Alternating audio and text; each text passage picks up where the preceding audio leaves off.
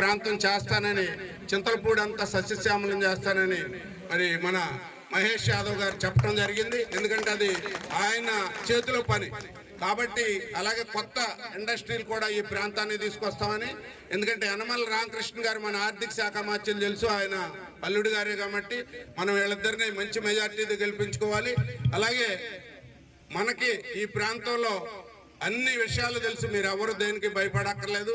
ఇప్పుడు నేను రాజకీయాలుగా కూడా విమర్శలన్నీ మానేసాను, ఎందుకంటే అవతల పార్టీ పటిష్టంగా ఉంటే మనం విమర్శించవచ్చు.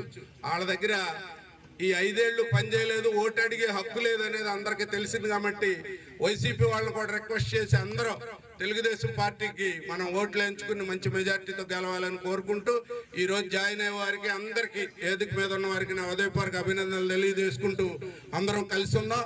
పవన్ కళ్యాణ్ గారి నాయకత్వం, చంద్రబాబు నాయుడు గారి నాయకత్వం, మోడీ గారి నాయకత్వం.